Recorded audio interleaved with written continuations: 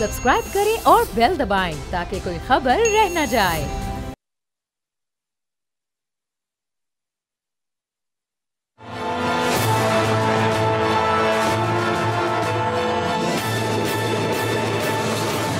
अस्सलाम वालेकुम, मैं हूं बाब जहांगीर। आप देख रहे हैं प्रोग्राम तज्जिया। वज़ीर आज़म शहबाज शरीफ चाइना के दौरे पर पहुंच चुके हैं। अगले 4 दिन वो चाइना में गुजारेंगे। पिछले चंद हफ्तों में वज़ीर आज़म का ये तीसरा दौरा है और इस वक्त जो मुल्क की माशी सूरत हाल है उसकी बहाली के लिए और उसकी बेहतरी के लिए ये इक़दाम वज़ीर आज़म की जानिब से उठाए जा रहे हैं। तबातुर के साथ वो इस वक्त बैरूनी दौरे कर रहे हैं ताकि वहाँ से सरमायाकारी आ सके, जो बैरूनी दुनिया का एक एतमाद है वो पाकिस्तान पर बहाल हो सके। इस वक्त मईशत की जो बहाली है वो एक बड़ा चैलेंज है हुकूमत के लिए, लेकिन साथ साथ एक बड़ा चैलेंज इस वक्त अपोजिशन जमात भी है और उस अपोजिशन जमात को एक के बाद एक केस में रिलीफ मिल रहा है। फैसले उनके हक में आ रहे हैं। कल साइफर केस का फैसला सामने आया और उसमें न सिर्फ बानी PTI की बल्कि शाह महमूद कुरैशी साहब की भी जो 10 साल की सज़ा थी उसको मुअत्तल किया गया। कल उसी सिलसिले में हमारे प्रोग्राम में बैरिस्टर अकील मलिक जो हुकूमत के कानूनी उमूर के तर्जुमान हैं, उनको हमने उनसे पूछा कि मुस्लिम लीग नून अब इस फैसले को चैलेंज करेगी, हुकूमत इस फैसले को चैलेंज करेगी या नहीं, तो उनका क्या जवाब था, ज़रा मुलाहिज़ा कीजिएगा। और हुकूमत इसको अब सुप्रीम कोर्ट में चैलेंज करने जा रही है, ये कितने टाइम में चैलेंज करेंगे? ये प्रोसिक्यूशन का काम है सर। यही मैं कह रहा हूँ कि डिस्टिंक्शन ड्रॉ करना बड़ा जरूरी है कि प्रोसिक्यूशन और हुकूमत को एक ही नजर से नहीं देखा जा सकता। ये प्रोसिक्यूशन जो प्रोसिक्यूटर्स हैं वो देखेंगे, प्रोसिक्यूशन देखेगी कि अगर उसमें ऐसी कोई लीगल एरर था या कोई ऐसी चीज है जो एविडेंस जो अप्रिशिएट नहीं किया गया इस अपील की स्टेज पे, या ऐसी कोई चीज थी जो कि जज साहिबान की नजर से नहीं गुजरी या उनको एक्सप्लेन नहीं की जा सकी थ्रू प्रोसिक्यूशन, तो वो देखेंगे और वो चीज तभी फैसला होगा जब एक तफसीली उसका ऑर्डर आएगा और उसका फैसला आएगा तो फिर डिसाइड करेगी प्रोसिक्यूशन के इसको अपील करना है सुप्रीम कोर्ट में या नहीं। तो वकील साहब ये कह रहे थे कि प्रोसिक्यूशन और हुकूमत दो अलग अलग चीज़ें हैं, उनको अलग अलग देखना चाहिए, लेकिन अब शायद दोनों ने मिलकर ये फैसला कर लिया कि इस फैसले को चैलेंज करना है। ट्रायल कोर्ट ने 10 साल की सज़ा दी, इस्लामाबाद हाई कोर्ट ने उसको ख़त्म किया, लेकिन अब ये मामला सुप्रीम कोर्ट जाएगा। इससे पहले भी पाकिस्तान तहरीक इंसाफ को जो बल्ले के निशान वाला मामला था वहाँ पेशावर हाई कोर्ट से रिलीफ मिला था। इलेक्शन कमीशन के फैसले को अंडू किया गया था, उनको बल्ले का निशान वापस मिला, लेकिन फिर सुप्रीम कोर्ट से फैसला उन हक में सामने नहीं आया। अब इसके साथ साथ मुज़ाकरात की दावत भी हुकूमती ऐवानों से और हुकूमत के कुछ तर्जुमानों की जानिब से दी जा रही है पाकिस्तान तहरीक इंसाफ को मुसलसल। राना सनाउल्लाह ने कहा है कि अगर इमरान खान को अपनी सियासत को आगे बढ़ाना है तो सियासी जमातों से, सियासी क़ुव्वतों से ही बात करनी पड़ेगी, फिर थोड़ा सा लचक का मुजाहरा अपने रवैये में पैदा करना पड़ेगा। तो अब क्या सूरत हाल आगे बनेगी जब यह मामला सुप्रीम कोर्ट जाएगा? जो मखसूस नशिस्तों की समाअत है वो भी 24 जून तक मुलतवी हो गई है, तो वो मामला भी अब थोड़ा सा पेंडिंग में चला गया है। लेकिन ये मामला जब सुप्रीम कोर्ट जाता है तो वहाँ कितने चांसेस हैं कि ये जो सज़ा की मुअत्तली है इसको बरकरार रखा जाए या फिर वापस उसी फैसले को जो ट्रायल कोर्ट का था उसी को एक बार फिर से एक्टिव कर दिया जाए, और फिर जो मुज़ाकरात वाला सिलसिला है इस पर पाकिस्तान तहरीक इंसाफ क्या गौर करेगी या नहीं? पूरी सूरत हाल पर हम गुफ्तगू करेंगे। नहीं पंजोता साहब पाकिस्तान तहरीक रहनुमा हमारे साथ मौजूद हैं, हाफिज़ हसन अहमद साहब माहिर कानून हैं हमारे साथ मौजूद हैं। तो नईम साहब, ये मामला सुप्रीम कोर्ट चला गया, पाकिस्तान तहरीक इंसाफ कॉन्फिडेंट है, कोई घबराहट तो आप महसूस नहीं कर रहे? इससे पहले एक केस का फैसला हमने सुप्रीम कोर्ट से फिर आपके खिलाफ आते देखा है, इस बार क्या एक्सपेक्टेशंस हैं? कल जो 10 साल की सज़ा थी वो ख़त्म हुई, बरियत हो गई, सुप्रीम कोर्ट से फैसला रिवर्स तो नहीं हो सकता? देखिए बहुत शुक्रिया, बड़ी नवाजिश आपने मुझे मौका दिया। सबसे पहले बात आप देखें कि जो हर रोज़ कहते थे कि जनाब गद्दार हैं, इन्होंने साइफ़र जो है उसको लहराया।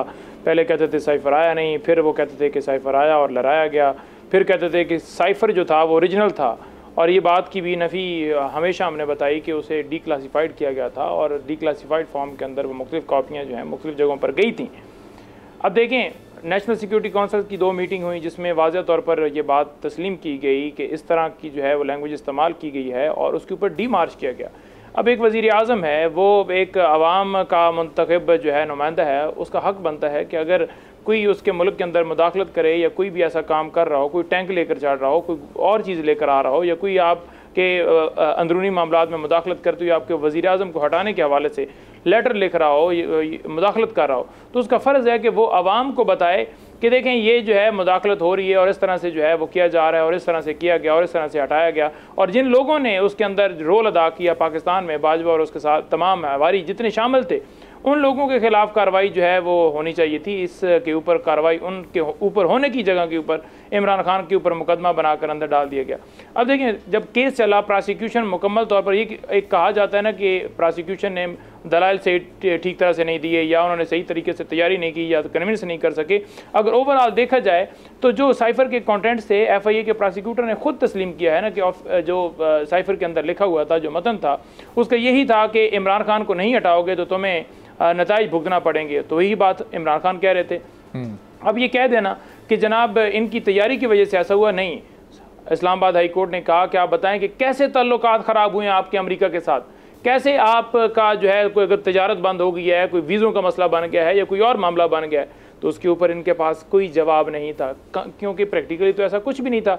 और फिर उन्होंने जब साइफर जो है वो ओरिजिनल पेश भी नहीं किया, ना उसका मतन पेश किया। हमेशा कहा गया कि साइफर जो है वो दिखाया नहीं जा सकता, उसका मतन नहीं दिखाया जा सकता, उसके रूल्स नहीं दिखाए जा सकते। यही वकील सारे नीचे ट्रायल कोर्ट के अंदर थे जब 10 साल सज़ा सुनाएगी, और जब इस्लामाबाद हाई कोर्ट में मामला आया तो कहते हैं कि जिन्हें ये 2 साल का सज़ा का मामला था और इसके अंदर जो है ठीक नहीं हुआ, तो लिहाजा ये जो है दोबारा रिमांड किया जाए, और इसके अंदर खामियां हैं, इसके अंदर ट्रायल ठीक नहीं चलाया गया।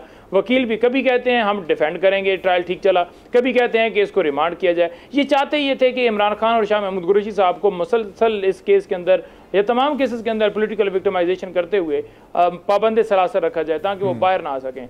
लेकिन अल्हम्दुलिल्लाह इस्लामाबाद हाई कोर्ट ने बता दिया कि गद्दार कौन था। क्या वो गद्दार था जो इस मुल्क का सरबराह था और जिसका काम था कि कोई भी इस तरह का काम होता अवाम को एतमाद में लेना बताना, या वो गद्दार थे जिन्होंने वज़ीर-ए-आज़म उनके हुक्म की तकमील करते हुए अपने वज़ीर-ए-आज़म को हटाया और उसके ऊपर ही उल्टा मुकदमा बना दिया कि तुम गद्दार हो।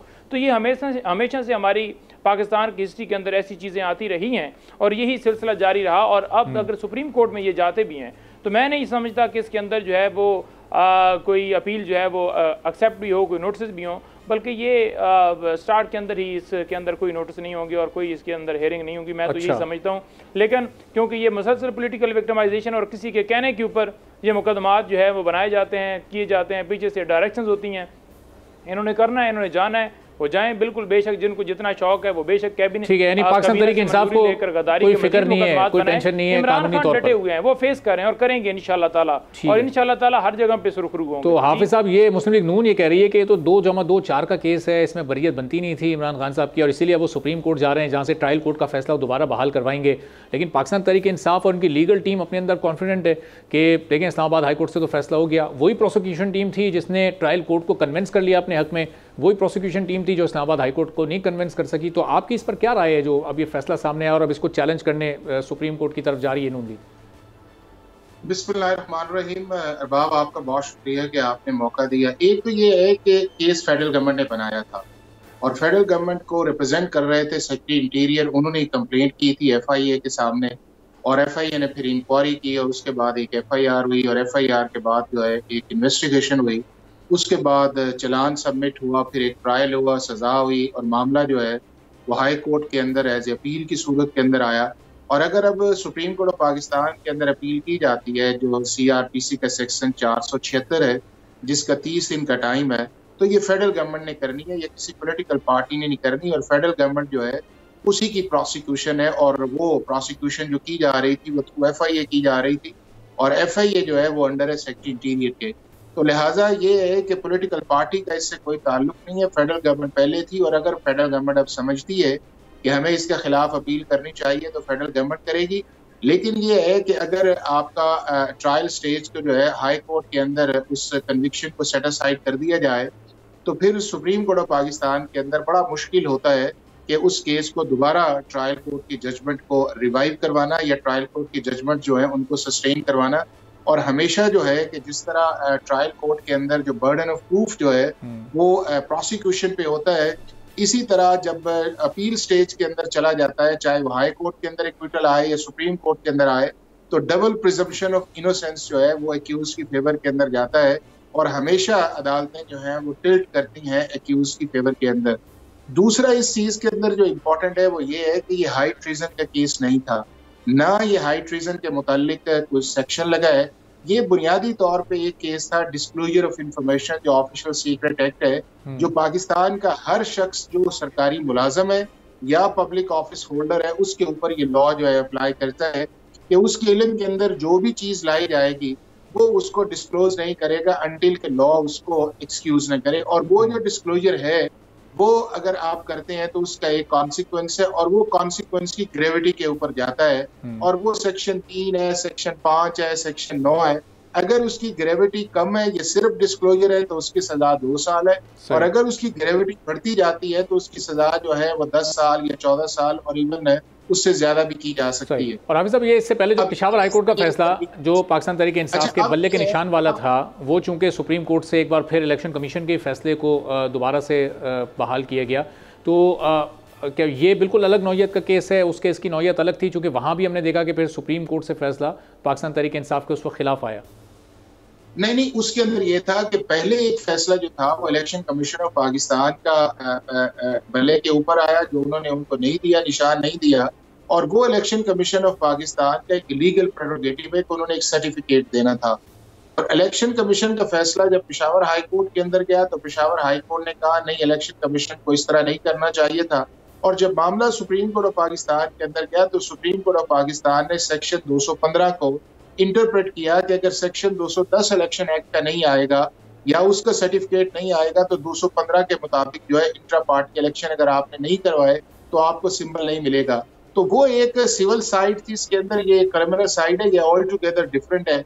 इसके अंदर जो इम्पोर्टेंट अरबाब चीज थी, तो एक तो ये मानना पड़ेगा इस चीज के अंदर के डिस्क्लोजर था, जिसको प्राइम मिनिस्टर ऑफ पाकिस्तान ने एडमिट भी किया कि एक चीज आई थी और उन्होंने अपनी उस जेब से उसको वेव किया।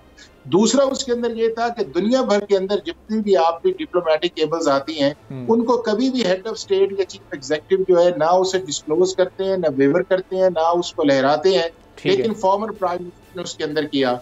फिर उसके अंदर ये है कि वो एक ऑडियो थी जो आजम खान की थी, उसके अंदर ये आया कि हम इसको प्ले अप करते हैं फॉर पॉलिटिकल पर्पसेस, और वही फिर 27 मार्च को आपने देखा कि एक पब्लिक मीटिंग आई, उसके अंदर वेवर आया, और फॉर्मर प्राइम मिनिस्टर का जो एक कंसिस्टेंट स्टैंस भी आपने इन पॉलिटिकल जलसों के अंदर देखा कि उन्होंने इसको पॉलिटिकली प्ले अप भी किया, इस्तेमाल भी किया, एक्सप्लॉइट भी किया। और दो चीजें जो बुनियादी तौर पे थी कि क्या उसके अंदर कॉन्स्पिरेसी या थ्रेट थी, वो ना आपकी नेशनल सिक्योरिटी मीटिंग जो पहली थी जिसको फॉर्मर प्राइम मिनिस्टर ने चेयर किया उसके अंदर आया, सिर्फ डमाशे की हद तक गई, और उसके बाद दूसरी भी तो नेशनल सिक्योरिटी की मीटिंग आई, उसके अंदर नहीं आई। अब जो प्रॉब्लम मैं समझता हूँ ये आई है कि वो एक्चुअली वो डॉक्यूमेंट था जिसके ऊपर केस बनाया गया था, उसको इन्वेस्टिगेशन स्टेज के ऊपर या उसको ट्रायल स्टेज के अंदर डॉक्यूमेंट का हिस्सा आना चाहिए था। और दूसरा मैं समझता हूँ कि बहुत बड़ा लीगल फेलियर्स है कि आपने इस ट्रायल को इस तरह चलाया कि जिस तरह ट्रायल जो है, अब कानूनी पहलू तो इसका डिस्कस हो गया, अब इसके कुछ सियासी पहलू भी हो सकते हैं। तो आप लोगों का कहीं कोई इरादा ऐसा है कि हुकूमत के किसी एक्ट को देखते हुए आप थोड़ा पॉजिटिव उनको रिस्पॉन्स करें या कुछ मामला बैठकर डिस्कस हो सकें? देखें, राना सनाउल्लाह साहब की जो पहले भी स्टेटमेंट्स आई हैं ना, उन्होंने कहा कि इमरान खान साहब जो है उनके साथ जो है वो अगर मामला अफ़ाम तफ़हीम के साथ बातचीत होती है तो फिर उनकी रिहाई के हवाले से भी बात हो सकती है, सोचा जा सकता है, किया जा सकता है। तो वो क्लियर कट अंदिया दे रहे थे कि इनके ऊपर झूठे केसेस बनाए गए हैं तो लिहाजा इनकी रिहाई हो सकती है। एक तो उनके केसेस के हवाले से उनका पहलू के एडमिशन करना, जैसे अनवार काकड़ ने स्टेटमेंट दी थी और उन्होंने एडमिट किया था कि धांधली किस तरह की गई है, फार्म 47 वालों को कैसे जितवाया गया। तो राना सनाउल्लाह साहब बेसिकली जो है ना, उनका जो है ना सिर्फ़ और सिर्फ एक काम है कि वो पीछे से इंस्ट्रक्शन लेकर अब नवाज़ शरीफ साहब दे रहे हैं या कौन दे रहे हैं, सिर्फ इसलिए कि अपने एक सियासी बयानिया बनाने के लिए कि बड़ी लोगों के अंदर जो है वो एक मैसेज भेजने के लिए कि ये तो देखें जी कि अफ़ाम तफ़हीम की बातें करते हैं और दूसरी तरफ इंतशारी। अगर प्रैक्टिकली देखें तो सबसे पहले देखना ये होगा कि क्या पाकिस्तान तहरीक इंसाफ इमरान खान साहब का इसके ऊपर है कि वो PMLN और पीपल्स पार्टी या MQM के साथ जो है वो बातचीत करने के ऊपर आमादा हैं। तो वो आमादा नहीं है। उन्होंने वाज़ेह तौर पर कहा कि इन तीनों से बात नहीं हो सकती। वो क्यों नहीं हो सकती? कि सबसे पहले बात जो इस वक्त है कि हम ये चाह रहे हैं जो हमारी जंग है वो आइन और कानून की बालादस्ती के लिए। अगर एक बंदा आएगा और अपने नैब तरमीम के ज़रिए केसेस ख़त्म करवाएगा, अब आप देख लेना कि सुप्रीम कोर्ट के अंदर जब रिमार्क्स थे तो उन्होंने कहा जी कि क्या आप नहीं समझते कि नैब के अंदर जो तरमीम जो बार वाला मामला था कि अब जो साबित करेगा वो जो है वो उस किसी के ऊपर भी कोई मामला है कि आपने ये जुर्म किया है, ये करप्शन की है, तो ये नैब का काम है कि वो साबित करेगा, ना कि वो बंदा साबित करेगा। तो नैब ने तो उनके हक़ में बयान दे दिया और उनके केसेस में क्लीन चिट दे दी। तो खान साहब ने यही कहा कि देखें, ये फार्म 47 के मुताबिक डाका डालकर अवाम के मैंडेट के ऊपर अवाम की राय को रोनते हुए ये आकर इन्होंने इक़्तिदार लिया है और ये आकर इधर लेक्चर दे रहे हैं हम ये कर देंगे वो कर देंगे। अवाम ने आजमाया हुआ है और उनके पास कोई ऐसी पॉलिसी नहीं है क्योंकि जब आप अपनी जेब की तरफ देखेंगे, आप अपने मामलात सेट करने के लिए आपकी सिर्फ तगदो ये होगी कि मैं सिर्फ अपनी पॉकेट बनाऊंगा, तो फिर आप मुल्क के लिए कोई ऐसी पॉलिसी या ऐसी कोई इकदामात नहीं हो सकते कि आप ये सोचें कि मुल्क के अंदर कैसी जो है वो अभी वज़ीर आज़म चाइना के दौरे पर पहुंचे, इससे पहले यूएई का दौरा किया, 10 अरब डॉलर की इन्वेस्टमेंट की वहाँ बात हुई, सऊदी अरब गए, वहाँ से 5 से 7 अरब डॉलर की इन्वेस्टमेंट आ रही है। तो मईशत की बहाली के लिए तो बड़ी कोशिशें कर रहे हैं, पूरी दुनिया के दौरे कर रहे हैं कि कम से कम पाकिस्तान की मईशत आगे बढ़ सके। देखें, इसमें बड़ा आपने देखे ना कि एक तरफ जो है अगर किसान आपने सेहत कार्ड देना है तो उसके ऊपर नवाज शरीफ की तस्वीर लगा रहे हैं, यानी कि अवाम का पैसा जो है वो आप ज़ाती तशहीर के लिए लगा रहे हैं। उधर देख लें आपके मरीम नवाज साहबा जो हैं वो हॉस्पिटल्स का नाम चेंज करवा कर वो अपना नाम लिखवा रही हैं। तो इनकी सिर्फ और सिर्फ इस तरह की हैं कि ये टिकटॉक बनाएं, ये ज़रा नज़र आते रहें कि बड़ा काम करें। सरमायाकारी मुल्क के अंदर उस वक्त आती है जब आपके मुल्क के अंदर रूल ऑफ लॉ हो।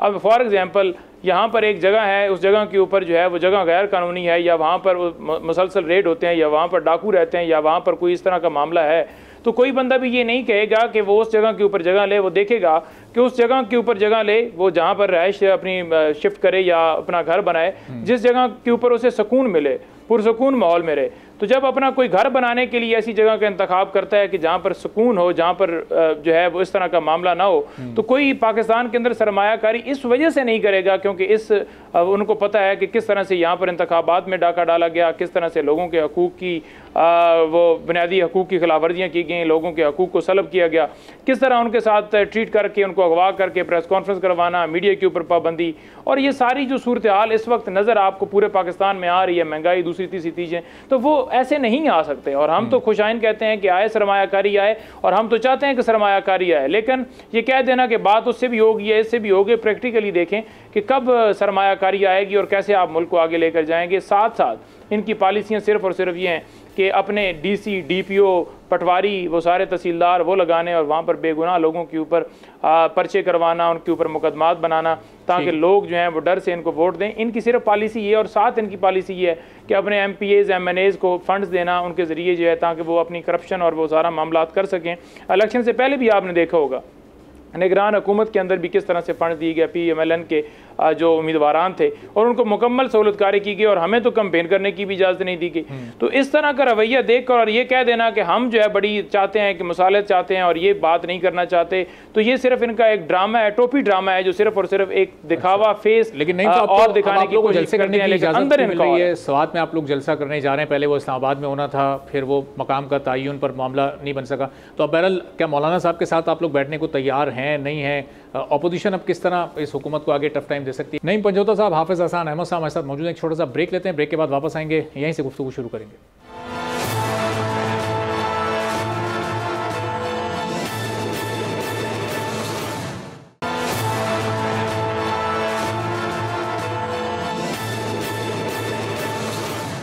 एक बार फिर प्रोग्राम में आपको खुशामदीद कहेंगे। नईम पंजोता साहब, हाफिज़ हसन अहमद साहब हमारे साथ मौजूद हैं। तो हाफिज़ साहब, ये इस वक्त जो अपोजिशन की डिमांड है, 8 फरवरी के इंतखाबात पर भी ये जुडिशल कमीशन चाहते हैं, ये 9 मई के मामले पर भी जुडिशल कमीशन की तश्कील चाहते हैं। तो ये कमीशन का बन जाना इंतखाबात के मामले का एक मुनासिब हल है, ये तजवीज़ मुनासिब है, इनकी ये डिमांड सही है, या फिर चूँकि ट्रिब्यूनल्स मौजूद हैं, अदालतें मौजूद हैं, तो फिर ये इलेक्शन का मामला वहीं पर रिजॉल्व होना चाहिए? आपकी क्या राय है इस पर?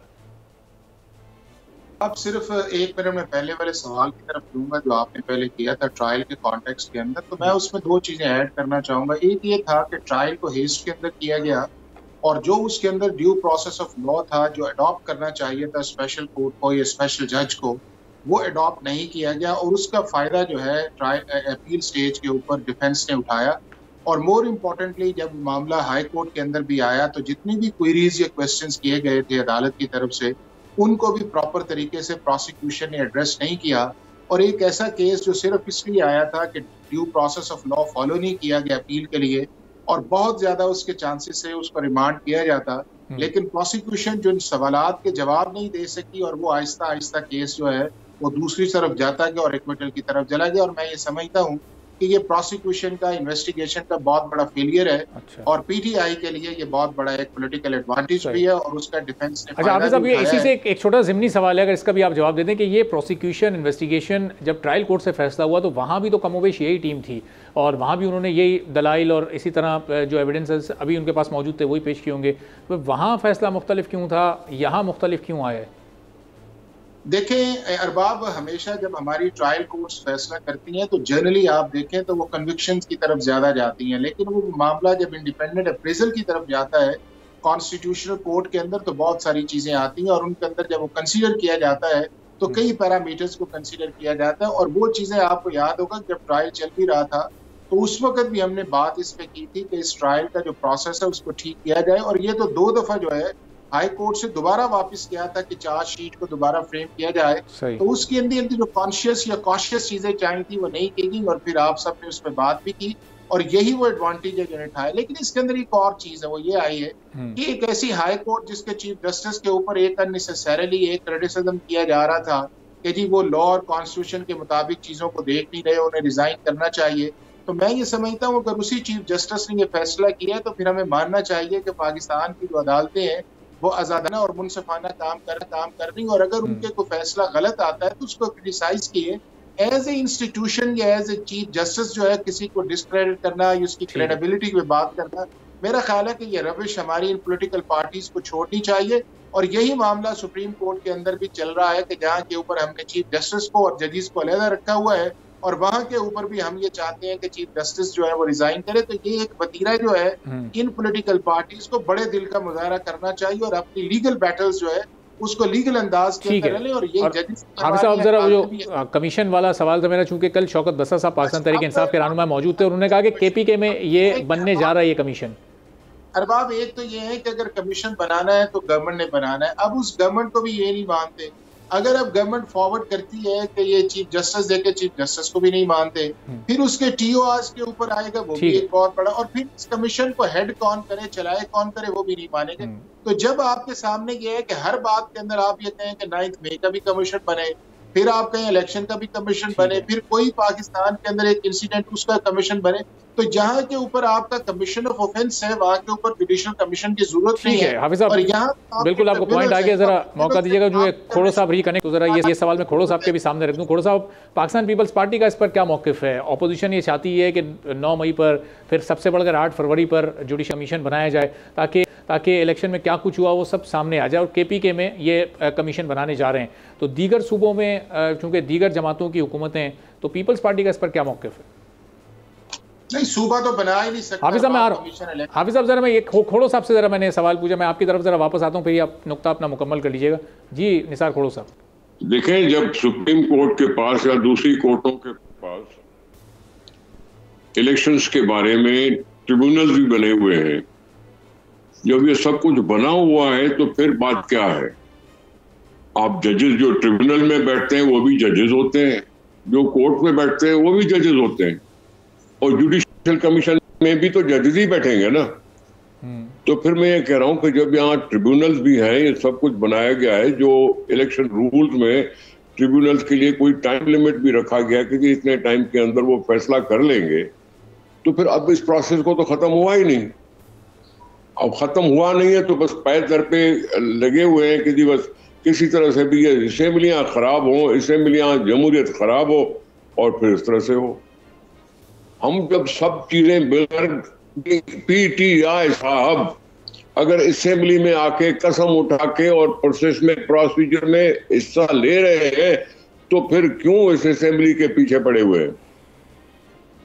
ट्रिब्यूनल को फैसला देना, ट्रिब्यूनल भी तो है, और कितनी पिटीशंस गई हैं वो भी पता चल जाएगा। जो फैसला होगा वो भी जजेस करेंगे, जुडिशियल कमीशन में भी जजेस होंगे। ये तो एक खामखा का एक सवाल पैदा करना है कि जी जुडिशियल कमीशन बन जाए, सुप्रीम कोर्ट पर जुडिशियल कमीशन बन जाए। सुप्रीम कोर्ट तक तो अभी मामला पहुंचा नहीं है। आवाज आ रही है मेरी आपको? जी आपकी, जी खोड़ो साहब आपको सुन रहे हैं जी। तो खोड़ो साहब, अगर इनकी ये डिमांड है जी खोड़ो साहब, उसमें भी आपने कहा कि जजेस को ही फैसला करना है, ट्रिब्यूनल्स में भी जजेस हैं, अगर अपोजिशन का ट्रस्ट है जुडिशियल कमीशन पर, तो इसको बनाने में क्या कबात है? हुकूमत फिर क्यों इसमें टाल मटोल से काम ले रही है? मैं किसी के नखरे पर तो नहीं बनाऊंगा ना। कोई नखरा करके कहे कि यूं बना दो तो बना दो। जब मैं कह रहा हूं कि ट्रिब्यूनल्स पे एतबार उनको क्यों नहीं है, तो फिर वो ट्रिब्यूनल्स के पास क्यों नहीं जाते? ये भी तो जवाब है ना जी। सही। तो नईम पंजोता साहब, ये ट्रिब्यूनल्स पर आप लोगों का क्यों ट्रस्ट नहीं है, क्यों आप लोगों को उन पर भरोसा नहीं है? मुझे ट्रिब्यूनल्स पर ट्रस्ट है तो उनको क्यों जी खोड़ा साहब, मैं उन्हीं से पूछ रहा हूँ ना, आपने कहा कि ज़ाहिर है उनको क्यों नहीं है, तो मैंने कहा उन्हीं से क्यों नहीं। हाँ यही नहीं, पंजोता साहब हैं पाकिस्तान तरीके इंसाफ से हमारे साथ, तो अब ये बताएंगे। जी नईम साहब जी मुझे बताइए कि कौन से ट्राइब्यूनल्स की बात करें, कौन से के ऊपर हमें ट्रस्ट नहीं है? आप लोग जुडिशियल कमीशन की डिमांड कर रहे हैं ना इलेक्शन के, जो इलेक्शन ट्रिब्यूनल में जो इलेक्शन पिटीशन के काम कर। हाँ जी, मैं अर्ज कर रहा हूँ, इलेक्शन ट्रिब्यूनल मामला ये है ना कि अगर ये ट्रस्ट की बात कर रहे हैं ना, अगर ये ट्रस्ट की बात कर रहे हैं तो सबसे पहले आप देखें कि ट्रस्ट तो जो है इनको नहीं है, इन्होंने अदम एतमाद किया है। इन्होंने इलेक्शन कमीशन के अंदर जाकर दरख्वास्त दी है कि जनाब ये जो ट्राइब्यूनल्स बनाए गए हैं, जैसे कि आपको पता है कि इस्लामाबाद हाई कोर्ट में 3 हलकों के हवाले से जो दरखास्तें थीं, उसमें जजेस साहबान ने इनको ये कहा कि जनाब ले आए ना फॉर्म जो 45 जो सर्टिफाइड कॉपियाँ वो लेकर आएँ, लेकिन ये फॉर्म 45 की सर्टिफाइड कॉपियाँ नहीं लेकर आना चाहते क्योंकि इनके पास ये कहते हैं कि हमें मिली नहीं है या हमारे पास है नहीं है, मतलब मुख्तलिफ बहानों से। अब उसके अंदर दरख्वास्त इन्होंने ये दी है कि हमें बदनीति नज़र आती है कि कोर्ट को बहुत जल्दी है।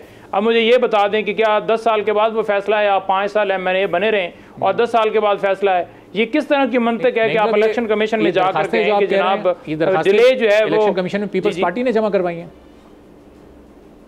जी ये PMLN के जो जीते हुए लोग हैं ना जी, उन्होंने जमा कराई हैं जी, उन्होंने जमा करवाई हैं और उसके ऊपर नोटिस आज जारी हो गए हैं। उसके ऊपर आज दलाइल दिए गए थे उनकी तरफ से और 2 बजे फैसला महफूज किया गया था कि 2 बजे सुनाया जाएगा। तो उसमें फैसला सुनाते उन्होंने कहा है जनाब के नोटिस हम जारी करते हैं, तो लिहाजा अब दूसरी तरफ से भी यानी कि हमारे उम्मीदवार जो जीते हुए थे फॉर्म 45 के मुताबिक, शुएब शहीन हो गया, अमर मुगल हो गया, अली बुखारी हो गया, तो वो अब पेश होंगे। ठीक है। तो अदम एतमाद तो की बात जो है वो तो इन्होंने की है क्योंकि ये नहीं चाहते कि केसेस खत्म हो, ये नहीं चाहते कि फॉर्म 45 वाला केस सामने है। अगर हम इनसे शो में बैठ कर कहें कि आप हलफ देते हैं, तो ये हलफ नहीं देते, ये कहते हैं हम अदालत में जाएंगे। जब अदालत के कि आ जाए हमने ओवरऑल जो मुल्क के अंदर धांधली की गई है ना जी, जो अवाम के मैंडेट के ऊपर डाका डाला गया है, 180 के करीब सीटें हम जीते हुए थे और जिसको इन्होंने 92 में तब्दील किया। हमने यही कहा कि 9 मई 8 फरवरी और जो फंडामेंटल राइट्स की वॉलेशन हुई है, ये तमाम दरखास्तें लगाई जाएं। अब कोई भी बंदा जाता है जाकर हाई कोर्ट में, सुप्रीम कोर्ट में, किसी जगह के, ठीक है नईम साहब, ये बिल्कुल मौके पर आपका पॉइंट आ गया, आप एक तरफा कार्रवाई कर रहे हैं और मुसलसल जो है विक्टिमाइजेशन कर रहे हैं, तो उसके ऊपर हमारा हक नहीं बनता था कि ये दरखास्त। जो लोग नून लीग के जीते हुए कैंडिडेट्स हैं, उन्होंने आप देखें कि अदम एतमाद का इजहार किया है इस वक्त इलेक्शन कमीशन पर और ट्रिब्यूनल्स पर। मैं जब कह रहा हूं कि ये जो जुडिशियल कमीशन है उसमें कौन बैठेगा, जजेस होंगे या इमरान खान खुद बैठेगा? जजेस होंगे जाहिर। अपील करने का मतलब नो कॉन्फिडेंस नहीं होता। उसी कोर्ट में कोई अपील करता है तो उसको ट्रस्ट करके ही अपील करता है। ये तो कोई बात नहीं है, कोई अपील कर ही नहीं सकता, उसको आप कह रहे हैं कि जी ट्रस्ट नहीं कर रहे हैं। ट्रस्ट करना और चीजें हमने बनाई हुई हैं ट्रिब्यूनल, तो उसमें केसेस चल रहे होंगे। वो आप बताएं कि कितने केसेस चल रहे हैं और उसके कितनी तदारक हुआ है। इलेक्शन कमीशन ने जब ट्रिब्यूनल्स के लिए टाइम लिमिट भी रखा है तो आपको उसको परसू करें। रही बात जुडिशियल कमीशन की, अगर किसी ने अप्लाई किया है जुडिशियल कमीशन बनाने तो कोर्टों को फैसला करने दो ना। मुझे और इनसे ये आप मौक़िफ़ क्यों जानने की कोशिश कर रहे हो? कोर्ट के पास फैसला है, कोर्ट खुद फैसला करेगी कि जुडिशियल कमीशन बनना चाहिए या नहीं बनना चाहिए। उसमें निसार खोड़ो क्यों कहे या ये जो दूसरे दोस्त बैठे हैं वो क्यों कहे? ठीक है, चलें, पॉइंट आपका आ गया। खोड़ा साहब बहुत बहुत शुक्रिया। निसार खोड़ा साहब, नहीं साहब, हाफिज हसन अहमद साहब मेरे साथ मौजूद थे। एक ब्रेक के बाद वापस आएंगे। भारत में जो इंतखाबी नताइज अब आ रहे हैं वो कितने हैरान कुन हैं, उस पर गुफ्तगू करेंगे।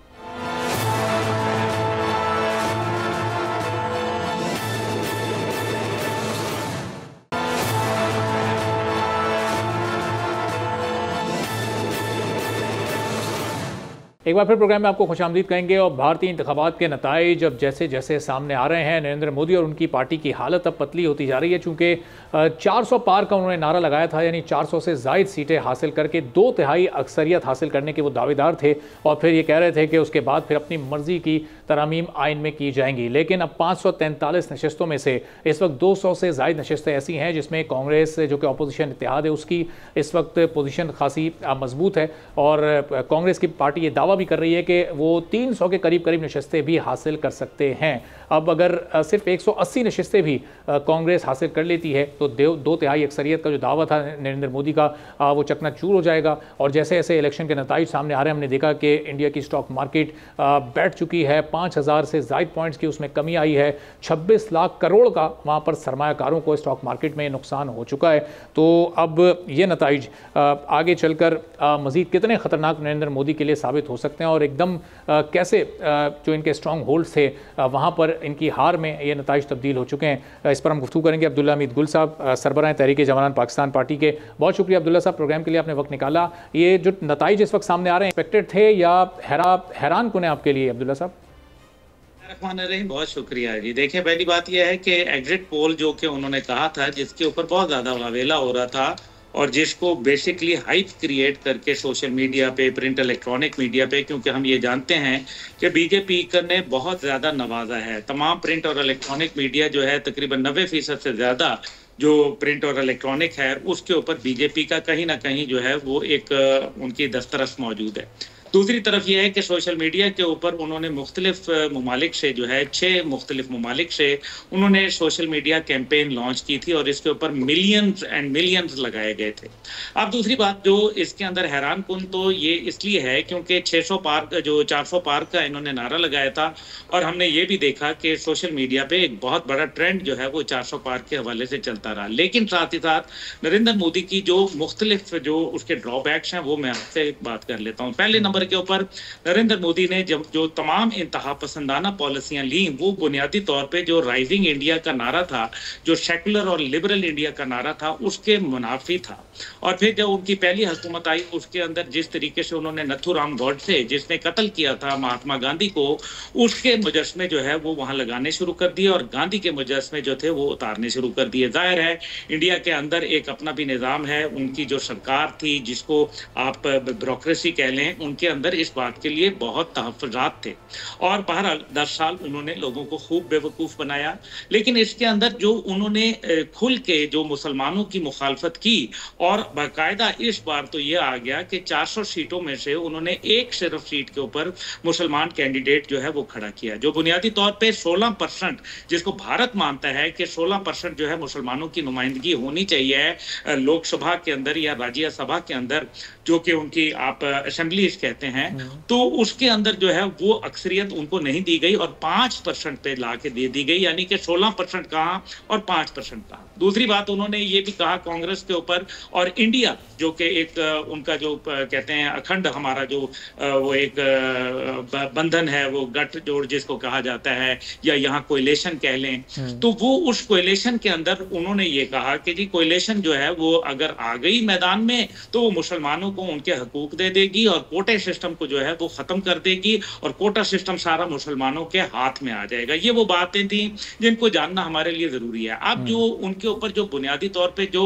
एनडीए जो नेशनल डेमोक्रेटिक अलायंस जो पार्टी है जिसके अंदर बीजेपी एक कंपोनेंट है, लेकिन क्योंकि ये एनडीए के तहत इलेक्शन लड़े जा रहे हैं तो बीजेपी को तकरीबन 250 के से ज्यादा इस टाइम पे सीटें जो हैं वो उनके पास आ चुकी हैं। लेकिन जिसका नारा जैसे आपने अपने बयानिए में कहा वो लगाया वो उनके पास मौजूद नहीं है। दूसरी तरफ जो है जो उत्तर प्रदेश के अंदर बैठे हुए हैं जो है बाबू नायडू जो है चंद्रबाबू नायडू जो है वो एक बड़ी डाइसी पर्सनैलिटी है, एकदम जो है वो पल में तोला पल में माशा होता है और क्योंकि वहाँ एक मुसलमानों की डोमिनेशन भी मौजूद है तो चंद्रबाबू नायडू जो है वो ये कहता है कि जी अगर हम आ गए तो हम 4% जो है वो मुसलमानों का कोटा कर देंगे।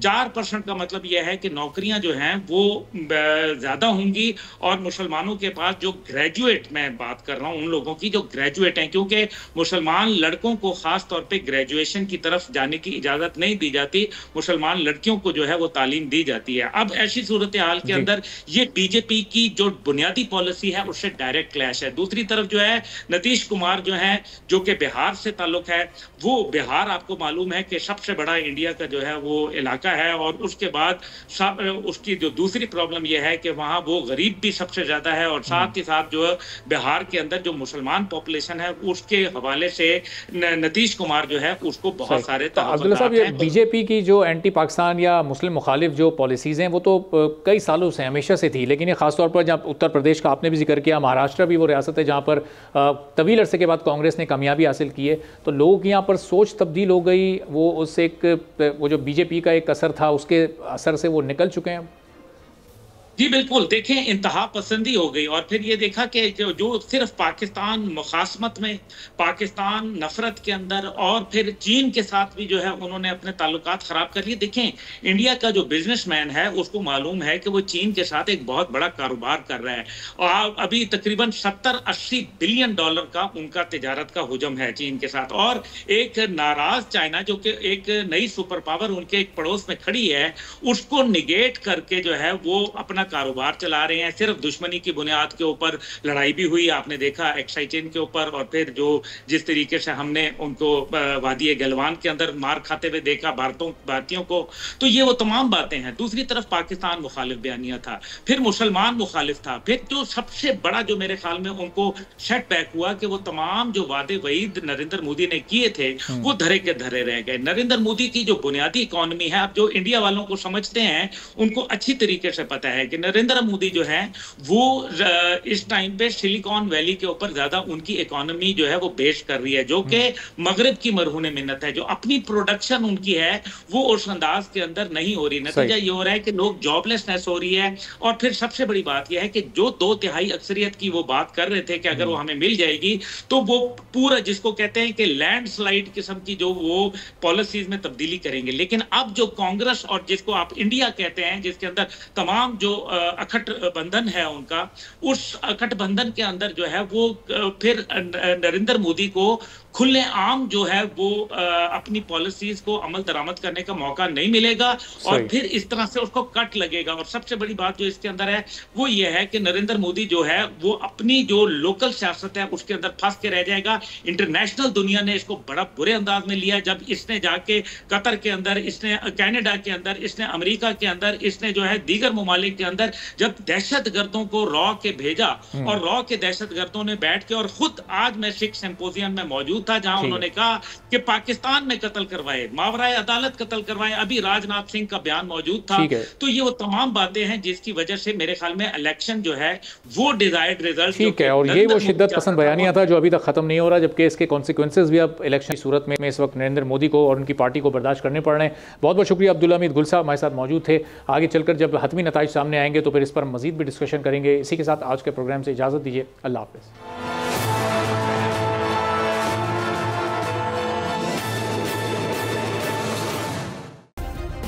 सब्सक्राइब करें और बेल दबाएं ताकि कोई खबर रह न जाए।